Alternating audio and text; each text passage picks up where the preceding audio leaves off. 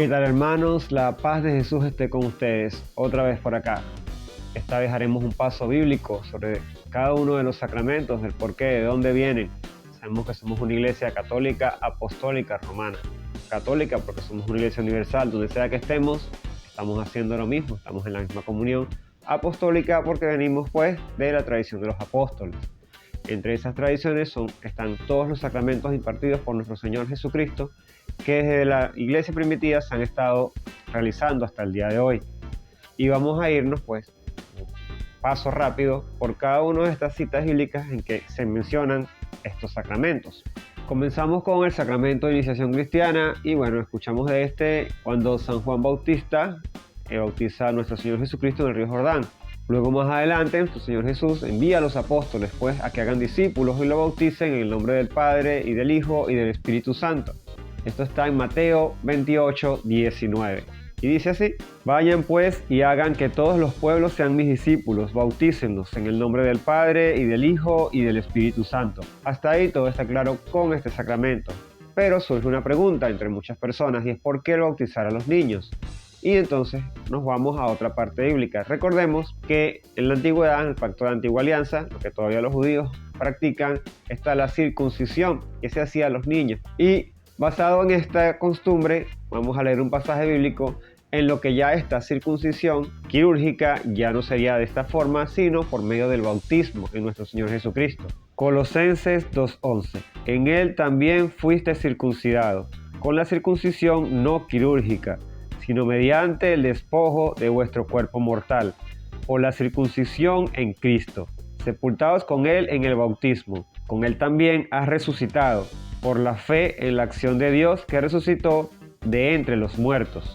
Acá vemos como el apóstol habla sobre la circuncisión ya no quirúrgica, ¿verdad? Y sabemos que si la circuncisión era hecha a los niños, igualmente ahora el bautismo pasa a ser a los niños, bautizados en la fe de sus padres. Mientras esté bajo su responsabilidad, el padre optará por dar lo mejor a su niño. Y si nos aseguramos de que tenga vida y salud física terrenal, por supuesto aún más, vida espiritual o vida eterna. Luego pasamos al segundo sacramento, el sacramento de la confesión. Aquí hay más controversias todavía porque debo confesarme con un hombre, ¿de dónde viene esto? Bueno, vamos a ir bíblicamente entendiendo esto. Nos vamos a ir al libro de Levítico, donde dice pues cómo es el ofrecimiento para el perdón de los pecados, pacto de la antigua alianza. Dice así: Levítico 1:4. Pondrá su mano sobre la cabeza de la víctima, para que Yahvé se la reciba para perdón de sus pecados.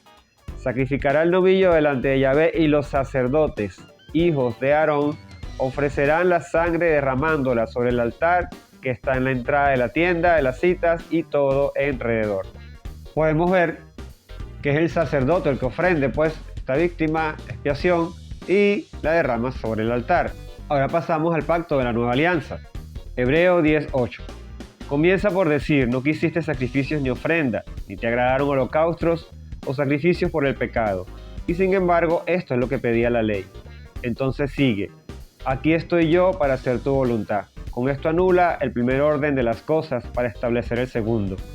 Esta voluntad de Dios, de que habla, es que seamos santificados por la ofrenda única del cuerpo de Cristo. Ya con esto se rompe el pacto de la antigua alianza, vamos al pacto, ¿verdad?, de la nueva alianza, en que ya no se sacrifica un cordero, sino se sacrifica el mismo Hijo de Dios. Jesús hecho hombre.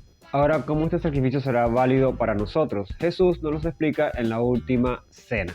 Vamos a Mateo 26:26 y escuchemos. Mientras comían, Jesús tomó pan, pronunció la bendición, la partió y la dio a sus discípulos diciendo: tomen y coman, este es mi cuerpo.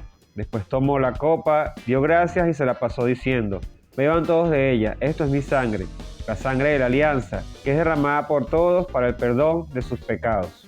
Luego leemos la misma, pero en Lucas 22:17, y al final, luego de explicar lo del pan y el vino, dice: hagan esto en memoria mía. Como podemos observar en el Antiguo Testamento, es el sacerdote el que ofrece para el perdón de los pecados. De igual forma, ahora en la última cena, Jesús explica cómo sería el pacto de la nueva alianza. De igual forma, el sacerdote es el que ofrece en el altar y renueva el sacrificio en la cruz. Estas manos del sacerdote con que hace este sacrificio son las mismas que él impone, ofrece el perdón de los pecados. Pero esto no es así por adivinanza. Podemos leer una cita bíblica más adelante donde Jesús da el poder al sacerdote para el perdón de los pecados. Juan 20:21. Jesús les volvió a decir: la paz esté con ustedes.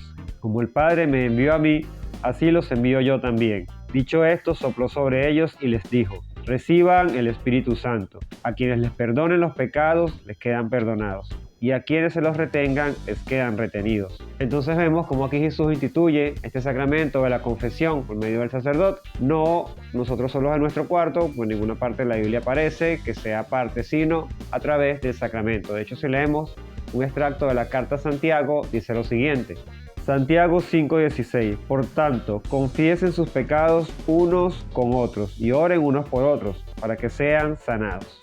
Vemos una vez más cuando se habla del perdón de los pecados o de la confesión de una persona a otra, no en la soledad. Bueno, ahora pasamos al sacramento de la comunión. Como ya sabemos, Jesús muchas veces en sus prédicas decía: yo soy el pan de vida, ¿verdad? Bajado del cielo, que coma de mi cuerpo, bebe de mi sangre, tendrá vida eterna. Esto refiriéndose a este sacramento que instituiría luego en la última cena. Sin embargo, hasta ahí estamos bien, pero hay personas que piensan que esto es simbólico. Voy a leer una cita bíblica, una carta que envía Pablo a los Corintios, donde se ve reflejado la realidad del cuerpo y la sangre de Cristo en el pan y en el vino. Como sabemos, las primeras comunidades cristianas se reunían diariamente a compartir la fracción del pan y la palabra, como todavía lo hace la Iglesia Católica. Sin embargo, al principio se cometieron algunas irregularidades y el apóstol Pablo pues escribe una carta a los Corintios aclarando algunas cosas. Ahí nos damos cuenta de la realidad y de lo delicado de no reconocer el cuerpo de Cristo en el pan. Primera carta a los Corintios, capítulo 11, versículo 23. Fíjense bien: cada vez que comen de este pan y beben de esta copa, están proclamando la muerte del Señor hasta que venga. Por tanto, el que come el pan o bebe la copa del Señor indignamente, peca contra el cuerpo y la sangre del Señor. Cada uno, pues, examine su conciencia y luego podrá comer el pan y beber la copa. El que come y bebe indignamente, come y bebe su propia condenación por no reconocer el cuerpo. Ahora pasamos a la confirmación. Como ya hemos escuchado, en el momento en que se da el bautismo del Señor, Juan, su primo, el Bautista, dice: yo bautizo con agua, pero vendrá uno que bautizará en espíritu y en verdad, ¿verdad? Esto haciendo alusión a lo que vendría luego, pues que es la plenitud del Espíritu Santo. Y veamos cómo esta práctica se daba también al principio, en las primeras comunidades cristianas. Hechos 8:14.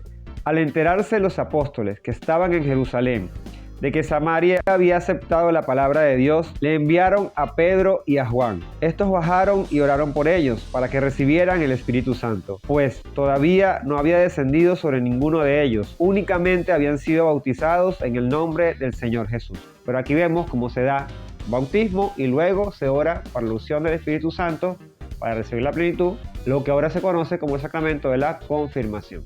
Ok, ahora pasamos al orden sacerdotal. Y aquí salen muchas preguntas, como el por qué un sacerdote no se puede casar. Vamos a ver entonces por citas bíblicas dónde nace este orden sacerdotal y el por qué es de esta forma. Primera de Corintios 7. Me gustaría que todos fueran como yo, pero cada uno recibe de Dios su propia gracia, unos de una manera y otros de otra. A los solteros y a las viudas les digo que estaría bien que se quedaran como yo.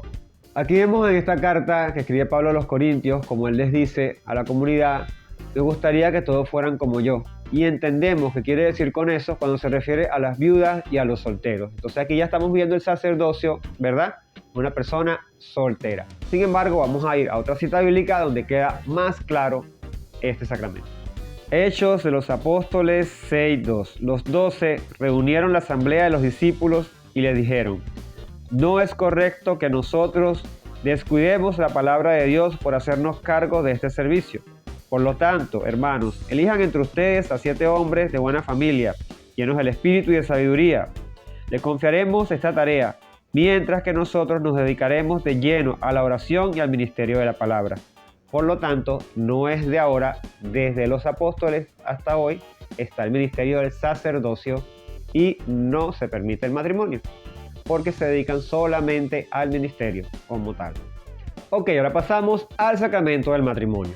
Este sacramento es el primer sacramento, el sacramento instituido por el mismísimo Dios Padre mucho antes de que la humanidad pecara. Y lo podemos ver así en el libro del Génesis. Génesis 2:24. Por eso el hombre deja a su padre y a su madre para unirse a su mujer, y pasan a ser una sola carne.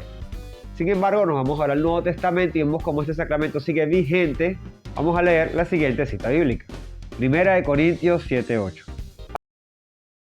Digo que estaría bien que se quedaran como yo, pero si no logran contenerse, que se casen, pues más vale casarse que estarse quemando por dentro. Vean como una vez más se habla del sacramento del matrimonio, ¿verdad? Y reafirmamos el sacramento del sacerdocio. Vean como él dice, quedarse como yo, más si no aguantan, pues cásense. Creo que ya entendimos eso, ¿no? Sin embargo, hay otra cita bíblica en que habla un poquito más sobre la importancia del matrimonio. Escuchemos esto. Hebreos 13:4. Tengan todos en gran honor el matrimonio, y el hecho conyugal sea inmaculado, que los fornicarios y los adúlteros los juzgará Dios. Sin olvidarnos aquel pasaje bíblico en que le preguntan a Jesús sobre el divorcio, ¿verdad? Como Dios dice, ¿verdad? Que por terco Moisés le permitió una carta de divorcio, pero que si una persona se separa de alguien con quien está casado y se une a alguien más, comete adulterio. Entonces vemos que el sacramento sigue vigente. Cuando Jesús vino, lo sigue reafirmando. Y por último, la unción de los enfermos. Esto es un sacramento al que la gente le tiene mucho miedo porque piensa que hay que usarlo cuando van a morir. No es necesariamente así. Sí se usa en personas con estado de gravedad, pero no es para que se mueran. De alguna forma es una preparación. Sin embargo, escuchemos cómo los apóstoles pues también en su ministerio lo utilizaban y muchas veces servía para que la persona más bien se sanara. Bueno, escuchemos a continuación. Carta de Santiago. ¿Hay algún enfermo? Que llamen a los ancianos de la iglesia, que oren por él y lo unjan con aceite en el nombre del Señor. La oración hecha con fe salvará al que no puede levantarse. El Señor hará que se levante, y si ha cometido pecados, se le perdonarán. Vean como la unción, ¿verdad?, con aceite provoca o la sanidad o el perdón de sus pecados. O sea, si no se levanta, el Señor lo salva. Entonces tiene este doble efecto, la salvación, porque es la purificación de la persona en el perdón de los pecados, o en esta misma purificación puede darse la sanidad. Más adelante podemos leer esto en Marcos 6. Fueron pues a predicar, invitando a la conversión, expulsaban muchos espíritus malos y sanaban a numerosos enfermos, ungiéndolos con aceite. Ok, con esto cierro este recorrido bíblico. Seguimos pues fundamentando cada sacramento de la Iglesia Católica. Esperemos que esto sea de bendición y esta reafirmación de nuestra fe católica. Cualquier pregunta o comentario, pues déjenlo acá abajo y seguiremos en contacto. Recuerden que el poder lo tiene Jesucristo. Un abrazo, full bendiciones.